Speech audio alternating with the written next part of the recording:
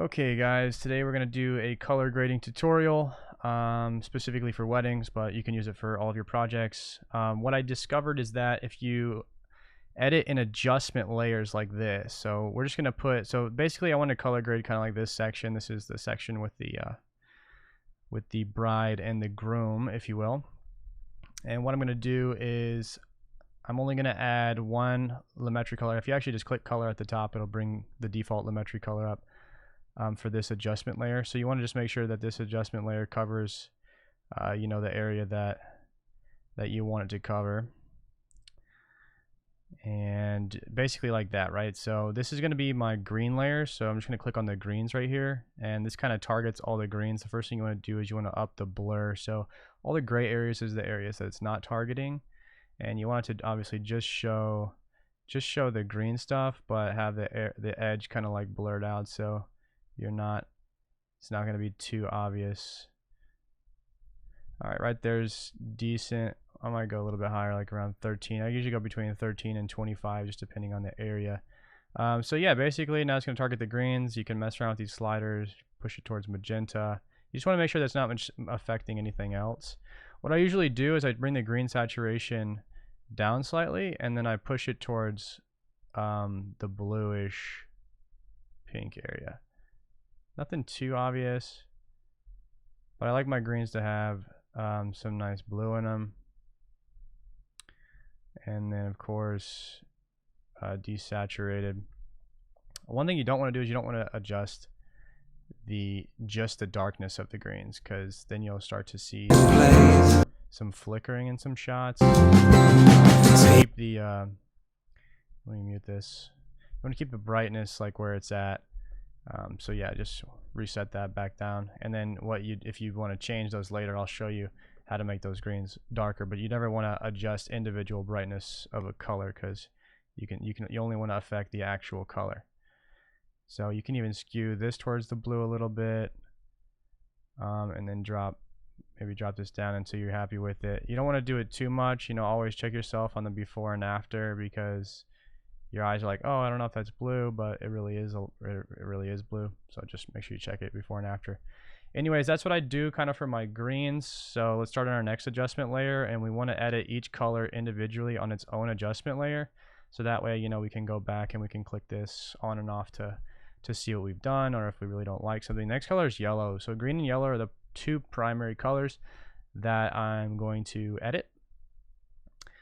So when you click your yellow here, you can start dropping that down to see if that affects anything. You see it starts to affect their skin tone past like 75. So the yellows is the one you have to be a little bit more careful with. And then you can actually skew the yellows towards orange is what I like to do. So I just skew those, and you can see the plants here are starting to turn orange, which is kind of the thing that we're going for, just to give it more of a two-tone type of feel.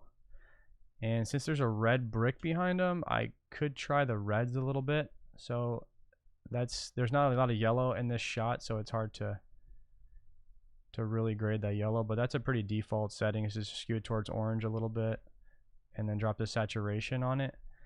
Let's try the reds. So the reds is the other color of the skin, so you can't just drop the reds because it'll make them look dead.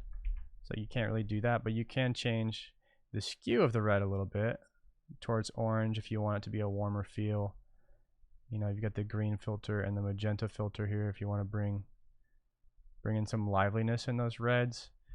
And as you see the before and after here now, we've got pretty dope looking shot. I haven't added any contrast or saturation to this shot. I've only done color, and I think that was my mistake when I first started doing color grading. Here it is without it. As I'm like, oh, I need saturation and contrast, and that's the thing that you start going in and boosting, and it really doesn't do anything for your shot when you could just be editing the colors individually. And now you see how I've affected all these shots at the same time. And here's the original on this shot. I've never even looked at this shot, but look at it now with the color grade that I just put over the top. It's all done.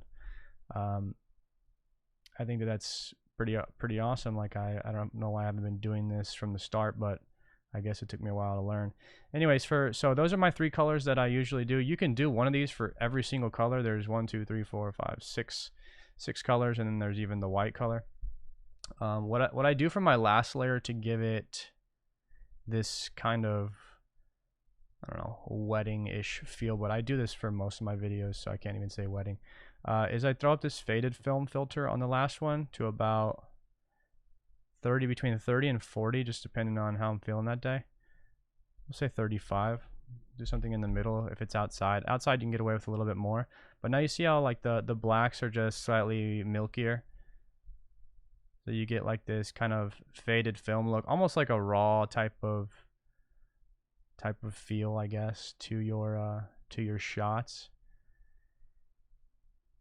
And that's it. That's all I do for the color grading. And then pretty much what I'll do from there is I'll go in and from here I go and I do the individual shots. So if you click on this particular shot, you just want to make sure that it's balanced.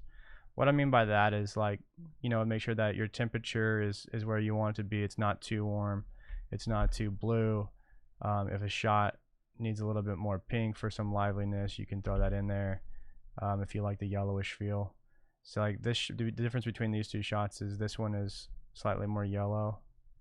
You could add like a little bit of pink to counteract that, maybe desaturate it just a little bit to try and get it to match. That's looking a little bit better. This one might have slightly more highlight, and now they're looking pretty close. So I just kind of go through here and I try to get all of them to match. I won't bore you with that, but anyway, that's the kind of 4 or 5 step process on how to color grade basically anything. Good luck.